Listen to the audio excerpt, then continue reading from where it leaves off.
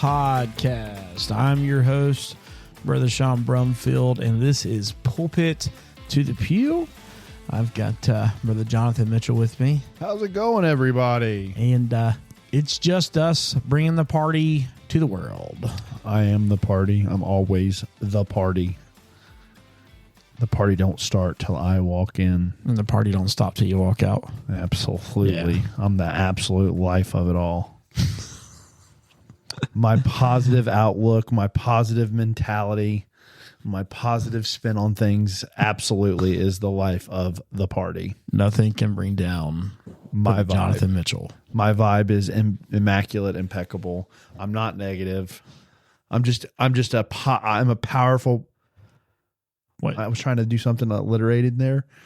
I was going to say it's something like powerful force of positivity, but couldn't think of a third or second P word. So a powerful force of positivity. Imagination. Is this your mantra now? No. We've talked about it off the podcast. I'm trying to do better. No, I think I think it's better for me to be positive. I think it gives me a better outlook on life when I'm positive. That's typically what positive means. Yeah, well, the problem is I've always been a glass half empty kind of guy. Are you glass half empty, or are you just like a realist? Well, see, now you make me. Well, if you the cynical part of me is like, no, I'm just a realist. But I would say probably there's probably a good little mixture of both, where sometimes I tend to be more pessimistic. But is calling yourself a realist a positive side of that? Well, it depends on, you know what I'm saying? It depends on what situation it is. Yeah, I guess that's true. If it's in regards to myself, it's probably good. But if somebody asks my opinion on something, It's probably not. it's probably not. Oh man. Yeah, I guess it could go that way too. Yeah. So how have you been, man? Like what's been going on? I know we talk all the time, but to be honest, like we talk about kind of random stuff, but we haven't really like got any crazy life updates. Yeah, we haven't been. You haven't been on the show for a minute, for a couple. It's been a couple weeks. Which unfortunately, like I said, it's gonna be. I obviously want to be on every episode because I love doing this, but with my work schedule, it sometimes makes it hard because when we record, usually I live for. How far is Ryan from here? He's about 30, 35 minutes. Okay, so I'm about 45 minutes from here. Yeah. But where I'm working right now, which is in Troy, adds an additional 20 minutes to that. So, or 30 minutes, to be honest. Probably not, because I stay on the highway. I'm not driving back roads when I come from Troy. But that would, and I usually don't get off till 6:30. So we try to record around 6 o'clock at night just to give us enough time. So, I mean, if I wouldn't get here till 7, there'd be sometimes we wouldn't get done until 11 or 12 o'clock. Oh, man. Sometimes when you record, it's hard to hit that red button. Yeah, I was, I've kind of wanted to talk about this. Why are we, like, we always get together and we know how to do this. Like, we've been recording enough, and obviously we're still learning certain things, but like, we just get in a conversation before we ever hit record, and then we just don't ever hit the record button. Why do you think that is with us? Do you think we just get involved in the conversation we're having? Yeah, I don't know. Sometimes I think sometimes we look at this as a side gig, you know what I mean? Like if it goes, it goes. If it doesn't, it doesn't. So I kind of think sometimes that we just don't have that business mind set for add this as like a second job. Yeah. You know what I mean? And for me, it's like, I just like hanging out with you and Ryan. Yeah. Like getting that kind of fellowship portion of it is always really fun for me. Like I said, I've thought about, it would probably be a lot easier if I moved further south, because I would be closer to all of my friends and all of my normal dealings. But it's just, I don't know. We also hit, like when we're just us in here, I don't know if it's just like the camaraderie. Is that the right word? Yeah. Camaraderie that we have with each other. And sometimes we talk about stuff that can't go on the podcast. Yeah. You know? Well, we've talked a lot about personal stuff and different things and situations and stuff like that. That isn't for public broadcasting. But even then, there's sometimes we just talk about the random. That is true. We do talk about some stupid stuff. Oh man, it's like, well, the funny thing is like we're in the moment, like, man, this would have been really funny on the podcast. But then, Yeah, I wish we could have. believe it or not, we are genuinely authentic when we record this. Like, we don't fake reactions, and even when in the situation where we stop recording or we never started the recording, we are transparent in the fact that this is the second time that we've heard the story and the joke, because that's just the way we are. We are. I think one of the cool things about how we do this is we are 100% authentically ourselves. Yeah. I think, and that's one of the cool things is like when you would meet us out, like say we're at church and you meet us, and I can tell a story about that here in a second that I thought was actually really cool. When you meet us out in public, the way we are talking and acting and joking and laughing is the way we are. Now, obviously, there's serious situations that we know, we turn the serious on, which we do that here on the podcast. But genuinely, you talk to me, Sean, or Ryan away from the podcast, we're pretty much the same people. Yeah, going to be the same. I think that was my goal when we started this, was the transparency of no editing something. So like something that we would say is our true view, or a way that would really, we would really react there. I had a lisp there for a minute. I didn't even hear it. I went, will we? I didn't hear it. It was, will we like this outside? Sounds like the kid from O'Reilly. Oh. Should I share that? Yeah, I mean, you can if you want, and then I'll tell. You want me to tell my story about? Yeah. Go ahead. And we can get back to it as long as we can think about it. ADD. Here we go. So the reason why I brought up and the thing is like meeting us. So my church had a revival a couple weeks ago, and there was a young man. One of the college kids was preaching. He was preaching one of the nights. And then after, it wasn't actually that night because you were there that night. It was actually the next night when I was talking. We were just kind of chit-chatting. He was up on the base on the pulpit talking to my uncle, and he was talking to Buddy. And basically, he looked at me and he kind of looked me up and down. And I was like, hey, man, how's it going? You did really good. I kind of, encouraging him and whatnot. And then he said, can I ask you a random question? And I'm like, yeah, sure. He's like, do you record a podcast? I'm like, oh yeah. I'm like, it's Pulpit to the Pew. He's like, and that guy that was with you yesterday, is that Sean? Is that the host? I'm like, yeah, that's absolutely Sean. He's like, oh my goodness. He's like, he says, I listen to you guys all the time and I enjoy I enjoy the episodes. He enjoys it. He said, I just felt weird about asking you, but the reason why he knew I did the podcast is because a lot of times I close the services out. Uh-huh. And he said, I recognized your voice when you were closing service from the podcast. Oh my goodness. So, do you close out the service just like you're like, see you later, everybody? Yeah. Like when you get I always have to get the last word in, obviously. It's my thing. No, it's like, bye-bye, have a great time. Yeah. They come back next week. See you guys next week. No, actually, I don't. But he just, I guess, like I said, I don't know if my voice is very distinguishable or not, but it just was so funny. And he's like, he had told me that he had seen you at other youth camps and stuff like that, but he said he just never felt like he wanted to talk and ask. And you'll notice that I'm not saying his name just in case I don't want to embarrass him. Telling him, you know who you are. You know who you are. But no, it's just, he said, I just don't know if Sean wants me to, he's like, I don't want to be that weird guy that's like, hey, and I'm like, dude, I promise you, we love it. Oh, dude, we absolutely love it. I think it's awesome when people let us know what they like about it. I mean, because I think we're pretty different from everybody else. I mean, it's just like Brother Ryan says, we are the ADHD. You never know. You never know what each episode is going to be like. And just to peel back the curtain, we usually record, when it gets broken up and we can't like match schedules, generally we do one episode per setting. But there's a lot of times where we'll do 2 episodes in one setting. And the funniest situations have been like where one of the episodes we recorded was incredibly serious. Yeah. But literally we stay in the same day, same setting. and the next episode we record is talking about Bigfoot, beef jerky.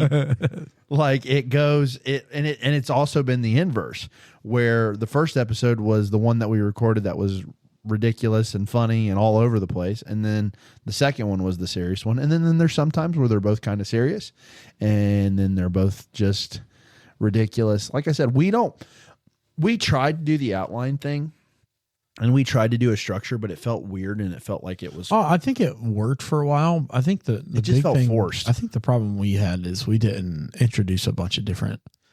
We did a bunch of different things. I think we did too many. Like, you know what I mean? Like it was too much too fast. Because we did, like, if you think about it, you had Get Your Goat, New Story, Dumb Laws. What was the other ones? What Are You Listening To? The song. We introduced. We didn't really do that one all that much. Not all that much, but we did like we introduced like 4 or 5 segments, and like, yeah, but I think the problem is we didn't like mix it up. We didn't put anything different in there. I think we reused the thing so much. I think we just kind of. It was true. Burnt some people out on it. Yeah, and my dumb laws were not always the best, but we probably could have like.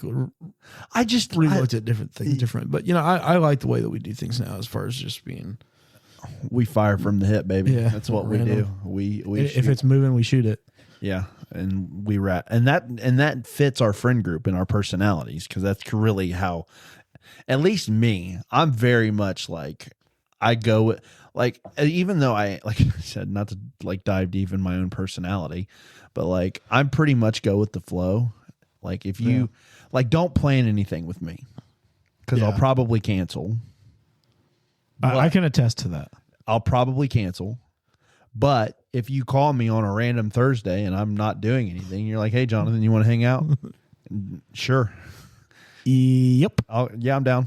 But like, if you say, hey, a couple weeks from now, I need you to come and let's hang out on the third Wednesday of the month. And I'll be like, yeah, sure. And then it gets to that third Wednesday in the month, and I'm like, oh, my left big toe got stubbed and I can't go nowhere. And that's sometimes it is legitimate reasons why I have to cancel, and then sometimes it's my own like interpersonal like. Is it It's my introvertedness coming out? Your like anxiety of thinking about the getting out there for that? No, I think my problem is I don't sleep. Sleep is I very rarely sleep, and what happens is I'm just tired. I have a problem with sleeping. It doesn't matter like I said, I can go to bed at 1 or 2 or 3 o'clock in the morning, and I'm up at 4. I'm up at 5. Yeah. I don't have to get up, and even when I'm working, I don't have to get up till 7:30. But it doesn't matter what I do. And then there's times where I'll go to bed at 10, and I'm up at 2, and I'm just up for the rest. Yeah, I don't do that. I just can't. My body doesn't sleep. So what happens is those days where like I have plans, which as I've gotten older, I've gotten a lot better. Like if I make a plan, I follow through with it. Sometimes I still do cancel, but a lot of times it's just because it gets to that day and say I haven't slept, or I have something going on, or I had a stressful day at work. It's like, man, I really just want to sit in my lazy boy recliner and just chill. See, Alyssa is like, I can be social and do whatever anytime. You are, as far as sociability, you are way better at that than I am. I'm not. I don't know about that, but I know that Alyssa, like, I am so social to where it wears her out, and she's like, I'm done. My battery's like, that's spent. me. I'm worn out. I can be super duper social, but eventually my battery runs out, and that's where I get back in I call it my shell. But you know this from me. I mean, we've hung out so much and we've been places together for so many times now. You know me. I'm pretty much in my shell until I feel comfortable. Yeah. And then once I feel comfortable, I can. See, I don't like. I am social in a manner that I won't turn down a conversation, but I wouldn't necessarily say that I'm like go up to random people and start conversations. And I say that because most of the time, like if I meet somebody new, they've already seen or heard of me, or like I've had other interactions with them that may not have been like direct, but like they were in the group or whatever, and like something like that happens. Well, that's what I think is it's not that you go talk to random people. You just know a lot of people, and a lot of people. I guess I'll give you that one. Yeah. You know a lot of, and I don't. So sometimes I feel like I get lost in the shuffle with some of the stories that you and Ryan tell, and it's no fault of your guys's, and I enjoy listening to them and I hear them. But you guys have all the experiences, you know all these people, and I'm like, I don't know them. I wish I did, but I don't. Yeah. And then but the problem is, and I've talked to, there's been my cousin who's like my best friend. He's more like my brother than my cousin. That's talked to me about this. You've talked to me about this. You're like, just go out and talk to people. People will like you. People will get to know you, and they will like you. I just don't have that ability. I don't have that ability to be like, hi, I'm Jonathan. Nice to meet you. And like I said, this is kind of what I tell people. I said, I'm pretty quiet. I'm relatively quiet until you get to know me. And then I don't shut up. Like I can yap. I can yap with the best of them, but I'm not one that's going to break the ice. Do you feel like that's like a 50-50 for most people? Like, I mean, do you feel like there's more social people, or there's more people who are kind of like, in our movement, I think there's more social people. Really? Yeah. I think that like people who grew up in it, or yeah, because and there's some commonality. I mean, if you have a church that fellowshiped with a bunch of people, like you've been, like you said, you were talking about, you don't just talk to random people, but generally you can talk to anybody because your group, you've cross-pollinated groups somehow. Yeah. Where my church was kind of always on the where I went to church has always kind of been on their own, and kind of hasn't fellowshipped a ton. We fellowshiped with a couple churches, which a lot of those churches that we have fellowshipped with, I've gotten close with people there. You get that cross-pollination type thing. But somebody like, if you're a minister or whatever, or a kid growing up in a youth group, you go to youth camp every year. I didn't go to youth camp. Yeah. My first time staying at youth camp is that week I preached at Lord of Glory. That was my first time ever staying and being in a youth camp, because I didn't get saved till I was 19 years old. So I had already aged out of youth camp at that point. But like for you grew up in a youth group, you cross-pollinated with by going to youth camp, youth rallies, youth services, and then you kind of come up with these group of people around you. I agree and disagree, because I went to one every year. I went to youth camp, but we went to one youth camp, and it was more of a family camp. But like we may have fellowship 2 or 3 different churches. I was kind of talking more of in general. Yeah. More so than specifically. I think, like I said, people in the church age, in the church movement, holiness movement, I think you get that cross-pollination. I think I got more exposure when I just started going out and visiting churches. Not to preach, not to sing, not to play guitar or anything like that, just to go and fellowship. And then once I started doing that, pastors appreciate ministers that just kind of want to be in service with them. So if if you're a listener and you're trying to get exposure, but here's the thing though, too, is like, if you want exposure, but you can't go with the intent of, I'm just visiting and maybe they'll ask me to come preach for my phone number or whatever. Yeah. It's got to be, I just want to go be in church and fellowship with a body of believers. And then, the fruits of that is, hey, I seen the way you were getting in and praying with our young people. I seen the way you were getting in and praying with, lost loved ones. You didn't care to come up, and anoint people, or you helped us sing one night, and then that's when they give you the invitation, And like I said, that's really my biggest thing is I'm trying to get better, which I'm miserably failing at, because I think I told you, or I might have told somebody, I don't remember who I told, that my goal this year was to try and visit more and go to different places. Yeah. And I've not done that at all, just because, to be honest, my new work schedule has kind of prohibited that to an upteen degree. So where my main job was, I was working till 2:30, 3 o'clock in the afternoon, and then I was off work for the rest of the day. Now I'm working till sometimes 6:30, 7 o'clock every single day. So, and when you drive, you factor in 30 minutes to get home. And then for me, there's no, Spalding Road's relatively close, so that's a place I could visit. I thought about visiting this week. I think they're coming up in the revival, I think. But they're 15 minutes away. But every other church that I would want to visit and go fellowship with is 30 to 45 minutes away. Yeah. That's why I said moving south here would be so great for me, because I would be closer to a lot of the churches that I actually do have friends at. So like you guys in Sharonville, Brother Phil Hoskins at Highway, I'm good friends with him. He's a great man.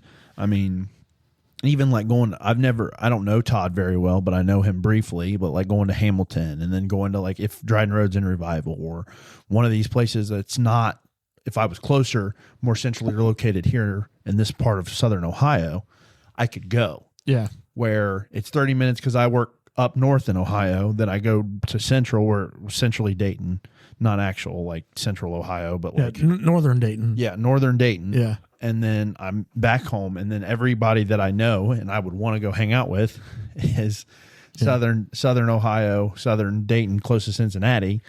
So it's just like it just makes it so hard. But I mean, you got to work, you got to provide for your family, and it's trying to find the balance. And it's really trying to find the balance. Well, I think anytime you want to make an effort into serving the Lord requires sacrifice.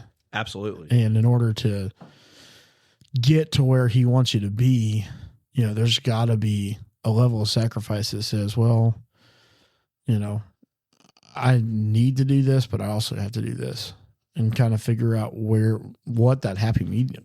Well, I'm not going to say happy medium. Is it, what do you sacrifice before? And I'm not saying you're not, that's not what I'm saying at all. I'm just, no, you're talking in general. I'm talking general to our listeners, that if you want to do what God wants you to do, you have to be available. And when you are so tied up with everything else that's going on in your life and trying to make things easier for yourself, you're not always available for his use, you know? So, but getting out there, trying to get the exposure, and just being friendly, man. Yeah. I can't tell you how many invitations I got just because of being friendly to people. Like, I met this one man, and he, just from our first interaction, I walked in, he smiled and waved at me. I waved right back at him, you know, and came back and we shook hands, and he just said, there's just something about you I like. And it's just a matter of being friendly. Yeah. You know, I'll tell you, man, there's a lot of ministers out there trying to get exposure, and they're not friendly. No. You know? No. So you got to be able to be approachable, and, you know. And have we told the story of our friendship, like the origin of how it started? Because I don't know if we have or not. And if we have, it's okay. We've repeated. Yeah, you go ahead and share it. So we've now been friends, I'd say, going on 2 years? Has it been 2 years? Or is it longer or shorter? I'd say 2 years. Yeah, because it was 24, I think, is when we met. So like I said, for the most part, guys, I know it doesn't come across on here, but that's just because I'm comfortable in an office with two of my best friends. So I comes out more comfortable, and I yap a bunch here. But for the most part, in new situations and new places, I'm pretty quiet and reserved. I almost sometimes feel like I fear, like I give off the feeling of unapproachable, but I try not to. But what happened was, we were getting ready for youth camp, and my church was throwing a fundraiser for the Lord of Glory youth camp. And basically that year, Ryan was one of the day speakers. Brother Ryan was. And then I was also one of the day speakers. They did a weird thing where it was Brother Ryan preached for 3 days of the morning, and then I preached the last 2 days of the morning of the youth camp. So Sharon, I've known Brother Ryan for a long time, but I had never met Sean up until this point. But because of the fundraiser and Brother Ryan and Sharonville being involved in the youth camp that year, they came to support the fundraiser, which was awesome. And then we had a dinner, and actually Lissa's mom set up her business in our fellowship hall. Yeah, the boutique and whatnot. But basically after service, so I didn't even talk to you during service or before. I may have shaken your hand. I don't remember if I did or not. But we was in the fellowship hall. And all of a sudden, it was things were kind of wrapping up and things were kind of getting done. But I just kind of approached you, and we just started talking. Yeah, and actually it was a little bit before that too. Yeah, we had chit-chatted a little. Well, no, it was kind of, we were in service together, and the Lord used me through tongues, and he used you through interpretation. Yes, that's what it was. So, yeah, that was during service that happened, right? Yeah. And then we, after fellowship hall, after things everybody had eaten, because that's what all Pentecostals do. We always eat. That's what we do. But after we had eaten, you were kind of just standing. I think Lissa was talking to somebody or something was going on, and you were just kind of standing. And I started talking, and then I kind of approached you and said, "Hey, man, it was great being in service. Thankful for that. The Lord used you and whatnot." Just talking, and all of a sudden, a real conversation started. And now Sean is my best friend. I would consider you my best friend. Like, you're one of my best friends in this whole wide world. Same. Love you to death. But it just started, and that's like sometimes I need to go back to, like, there's a chance that I'm missing out on a really good friendship because I'm too shy or too introverted to approach a conversation. But it did help that the Lord kind of broke the ice using us in tandem together. Yeah. So that does help.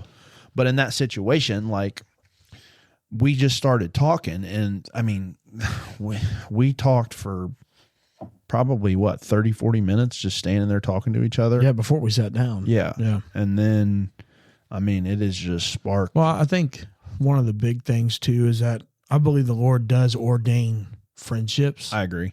And there are several men that the Lord is, men of God that he has put in my path that have been so close friends. I mean, from the get go. I mean, I don't want to start naming off names, but there's just been, there's just too many to even think of. I know I'll miss somebody, but for God to just put people inside your life to let you know, hey man, you're not the only one. There's more out there than just you. And I think another thing too is that us as, and I know we have more than just men that listen to this show, but I can't speak for women, but I'm sure it's the same experience. But there's times that I have met men that had just got out of a trial that I am currently in, or vice versa. I had just got out of a trial and somebody is going into it. And for some reason, that's just the way God works, is he aligns us up with individuals who have walked the same road or are currently walking the road that you've been there before. So when you think about how good of a God that is to let us know that, what you're facing and trials and things like that, that they are not exclusive to just you. Yeah. Because sometimes you think, well, why am I facing this? When you feel isolated too. Yeah. And it's like, surely nobody else is going through the same battle. Nobody's going through the same psychological thing that I'm facing. I'm unique in that regard, in that situation. And there's I guess it's easy to look at other men and just compare your life to theirs. Absolutely. And say, yeah, they don't deal with that. There's no way they deal with the same thing I'm going through, or that they've been treated like that, or, you know what I mean? Well, yeah, it's that. And look, this is going to come across as brash, and I'm not meaning it. Some problems are exclusively unique to the person because, you are a unique individual. Right. And there are unique situations in every situation, right? You can find the uniqueness that's solely to you. But on a broader scale, your problem isn't just unique to you. Right, right. Because there is somebody else that is going through it. And we get so isolated in that fact. And as Christians, a lot of times we don't like to admit we go through things because we're supposed to be children of God. But the Bible clearly states that you will go through things, but you don't want that. You don't want the appearance of like, oh, you're losing. People think, oh, you're not relying on God enough because you're disheartened by this problem that you're facing. And and it's like you become isolated. You isolate yourself. I've done it 1,000 times to myself where I look at myself in the mirror, or I isolate myself solely, and it's like, man, I can't believe I'm doing this, or this is going on. I'm in this situation, and you try to find it, but you are not. In a way, it's a good thing that, you're not, your problem isn't unique to you. Somebody else is going through it. Somebody else has faced it, and somebody else came through it. So you have, in every aspect of your problem, somebody else is there or was there or came out on the other side. You know what I mean? Like, every aspect. Somebody going into a problem, somebody's also going into the same problem. You're in the problem now, somebody's probably else in this similar problem. And then there's somebody that you can look to that has came out of it, right? Like in all three stages of the issue, God has provided somebody that you can look to. And a lot of times those people are in the Bible. I mean, if you really get into scripture, you can find that. But more than words on a page, and that's why God is so great, he puts people in your day and age and in your current time that you can rely on and talk to. I mean, and this is something that me and Sean have been going through here recently where, you know, we just talk about things. We talk about reality in life, and we help each other. We build each other up. Like I said, if I didn't have, like, Jared moved to Georgia, and then I have other friends that are, you know, just different parts of life than I currently am or was.